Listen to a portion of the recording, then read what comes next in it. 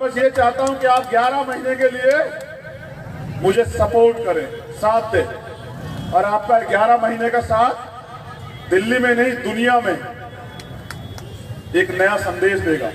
और वो संदेश आपने दिया भी है। ये गरीबों की पार्टी, गरीबों के संगठन ने टाइम्स मैगजीन, जो दुनिया की सबसे महत्वपूर्ण मैगजीन है, उसमें जो 195 देश है दुनिया में, 195 देशों में से 100 नेता चुने गए। उनमें से अगर भारत में से कोई है तो वो आपका बच्चा, आपका बेटा, आपका भाई। जिंदाबाद जिंदाबाद। ये इसलिए संभव हो पाया, ये इसलिए संभव हो पाया क्योंकि वहां की मीडिया पे यहाँ की सरकारों का पहरा नहीं है, समझ रहे हैं?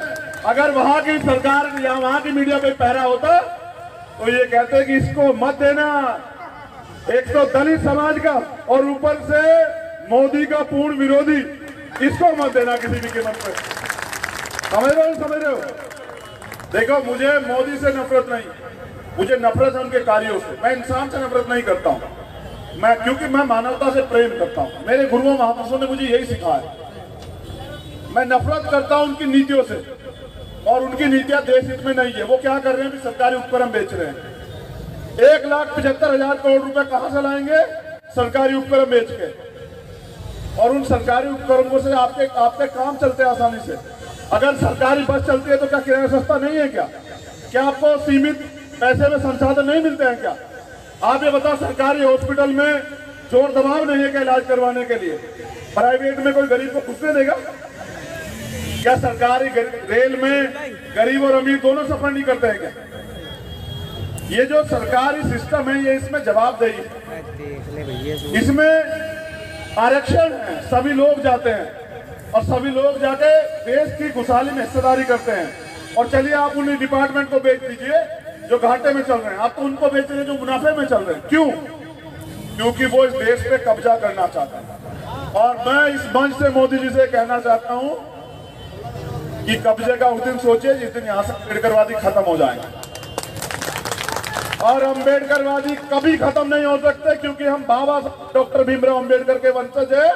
और हमें मिली है ताकत 21वीं सदी में राज की। और ये बाबा साहब अम्बेडकर ने कहा कि 21वीं सदी, और जब 21वीं सदी हमारी होगी तो क्या यहाँ कोई भाईचारा टूट पाएगा? नहीं। क्या किसी बहन को असुरक्षा होगी? अभी मैं उन्नाव गया। उन्नाव क्यों गया? एक दिन में 3 बच्ची, किसने दिया अधिकार? हम सब बहन बेटी वाले, हमें सोचना पड़ेगा। वो जो सरकार है वहां, उनको किसने दिया अधिकार कि उनकी सरकारों में ये हो? जो कह रहे हैं हमने दिल्ली बदल देंगे एमसीडी में आके। तुमने देश बदल दिया हो, तुमने उत्तर प्रदेश बदल दिया हो, हरियाणा बदल दिया हो, किसान सड़कों पे हैं। तुमने देश को लूटने का काम किया। तुम जो है देश के सबसे बड़े गद्दार हो। अब देश उनसे त्राही मांग रहा। आप समझ रहे हैं? देखिए, मैं सफाई कर्मचारी जो लोग काम करते हैं उनके लिए कहना चाहता हूं, कॉन्स्टिट्यूशन में, भारतीय संविधान में ये प्रोविजन बनाया गया कि जो दैनिक कार्य है वो कभी संविदा पे नहीं होगा, ठेकेदारी पे नहीं होगा। लेकिन जब 40-50 हजार रुपए की तनख्वाह जो है सफाई कर्मचारी परिवार लेने लगा, और उस बाप ने सोचा, जैसे मेरे पिताजी ने सोचा कि नहीं, मैं अपने बच्चे से ये काम नहीं कराऊंगा। अब तो संविधान आ गया, गैर बराबरी दूर हो गई, मेरे बच्चे को पढ़ने का अधिकार है। अब मैं उसको डॉक्टर बनाऊंगा, मैं उसको इंजीनियर बनाऊंगा, मैं उसको वकील बनाऊंगा, मैं उसको जज बनाऊंगा, मैं उसको आर्मी में भेजूंगा, मैं उसको पुलिस में भेजूंगा, मैं उसको IAS IPS बनाऊंगा। तो जो लोग इनकी सफाई का काम करते थे, इनको लगा कि यार ये तो आज हमारे मालिक बन के बैठ गए हैं, यानी कि जिसे हमने सेवक बना के रखा वो तो आज शासक बन गया है। तो इन्होंने क्या किया? षड्यंत्र से सारा एमसीडी और ठेके, ये जो काम है सफाई कर्मचारी, इन्होंने ठेकों पे कर दिया। क्योंकि आबादी तो ज्यादा है, रोजगार कोई है नहीं। अब 8,000 में भी हमारा आदमी कर रहा, और 8,000 में जो कमाता है, क्या वो प्राइवेट स्कूल में बच्चे को पढ़ा सकता है? नहीं। अगर वो पक्का मकान बनाना चाहे तो कितने दिन उसको तैयारी करनी पड़ेगी? अगर उसका बच्चा बीमार हो जाए तो वो उधार मांगता फिरेगा। हमें मजबूर किया गया है कि हम इनके मोहताज बने रहे, हम रोटी की लड़ाई लड़ते रहे। हम सिर्फ रोटी की लड़ाई नहीं लड़ेंगे भाई, हम इस देश में राज करेंगे, हम इस देश को चलाएंगे, हम इस देश के लिए नीतियां बनाएंगे। जो लोग फ्री देना चाहते हैं ना, उनको मैं बताना चाहता हूं, वो कुछ नहीं दे रहे आपको फ्री। सरकार कैसे चलती है आपको पता है? जो गरीब लोग टैक्स देते हैं उसके पैसे से। मुख्यमंत्री अपनी जेब से नहीं देता पैसे। आप एक शर्ट खरीदते हैं ना, आप एक गुब्बारा भी खरीदते हैं, उस पर टैक्स लगता है। नमक के पैकेट पे भी टैक्स लगता है। उस टैक्स से जो है वो टैक्स सरकार को जाता है, सरकार उस पैसे से चलती है। ये जो फ्री देने वाले हैं ना, इनके लिए हमें अपने समाज को तैयार करना पड़ेगा कि हम यहाँ फ्री मांगने के लिए नहीं बैठे। वो दे रहे हैं और आप क्या कर रहे हैं? ले रहे हैं। देने वाला बड़ा होता है या लेने वाला? कौन बड़ा होता है? बड़ा कौन हुआ? मालिक लोकतंत्र में आप हैं, वो है। अब मालिक कौन बना अभी? समझ रहे हो? देखिए 7 चीजें गारंटी देता है लोकतंत्र। प्रत्येक नागरिक को रोटी, उसको कपड़ा, उसको मकान, उसको चिकित्सा, उसके लिए शिक्षा, उनकी सुरक्षा और उनके लिए रोजगार। ये 7 चीजें सरकार की गारंटी होती है, सरकार देती है। समझ रहे? और सरकार कह रही है हमको फ्री दे रहे हैं। ये 7 चीजें देने के बाद तब जाके लोग खुशहाल होते हैं। तो सरकार अभी हमें कुछ भी नहीं दे रही है। और हमें देने वाला समाज नहीं, लेने वाला समाज नहीं बनना, देने वाला समाज बनना, क्योंकि वोट की ताकत जो है हमारे पास।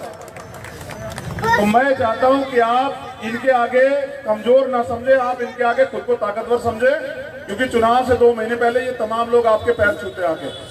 भाई बैठे मेरे पिताजी यहाँ, वो जो पीछे बैठे उधर, दल सिंह पहलवान जी, छूते हैं नहीं छूते हमारे पैर? बताओ। हमारे पैर भी धोते हैं और क्या कहते हैं? वोट दे दो। और चुनाव के बाद हमारी खाल तारते हैं। और खाल तो बहुत लंबे समय से हमने तारी है। जब तक संविधान नहीं था तब तक हम खाल तारते थे, और संविधान आने के बाद ये हमारी खाल तार रहे हैं। देखिए बहुत सारी बातें मैं यहां से नहीं कर सकता हूं, लेकिन मैं आपको कहना चाहता हूं कि आप तैयार हो जाएं। ये तो झांकी है, पिक्चर तो भी बाकी है। पिक्चर दिखाएंगे दिल्ली को 2023 में, 23 में, 22 में अगले साल 22 और 25 में दिखाएंगे सेंटर को, और 25 में दिखाएंगे दिल्ली को। और हम बताएंगे कि गरीब लोग जो है शासन करेंगे, गरीब के बच्चे नेता बनेंगे, गरीबों की सरकार आएगी, गरीब अपने हक की लड़ाई खुद लड़ेंगे। वो किसी अमीर के आगे घुटने नहीं टेकेंगे, वो किसी अमीर की चौखट पे गर्दन नहीं रगड़ेंगे, वो किसी के आगे अपनी आंख नीची नहीं करेंगे, और वो करेंगे तो देश की सेवा और अपने समाज की सेवा। संविधान से पहले क्या मूछें रखने की इजाजत थी? क्या आपको मूछें रखने में आनंद नहीं आता है? क्या आता है? नहीं आता है? और ऐसा मरोड़ने में कितना मजा आता है? इससे ज्यादा मजा आता है जब आप लोग सत्ता में आ जाते हैं। जब कलम की ताकत आपके पास होती है ना, ये मेरी माँ बैठी हुई है और इसकी सारी परेशानियां मैं एक झटके से काट सकता हूं। मैं बताता हूं सत्ता क्या होती है। सत्ता भगवान नहीं होती, लेकिन भगवान से कम भी नहीं। इसकी वैल्यू को समझिए और बिना ताली बजाए मेरी एक बात को बहुत गंभीरता सुनिए। सत्ता क्या नहीं कर सकती पता है? कि सिर्फ मरे हुए व्यक्ति को जिंदा नहीं कर सकती, वरना हो और सारे काम सत्ता कर सकती है। सोचे मैं यहाँ सत्ता में हूँ और मेरी कोई भी एक व्यक्ति खड़ा होकर कहे कि भैया मुझे चाहिए, बताओ मैं उसे दे सकता नहीं दे सकता हूँ? दे सकते हो। ये नौजवान बैठा हमारा भतीजा, तुम पढ़ रहे हो लवीस, तुम्हें रोजगार चाहिए, क्या हम तुम्हें रोजगार दे सकते नहीं दे सकते हैं? जब तुम्हारा सपना हम एक कलम से पूरा कर सकते हैं तो तुम लोग सत्ता में क्यों नहीं आना चाहते बताओ? तुम लोग सत्ता में आ सकते हो क्योंकि जैसा मैंने कहा कितनी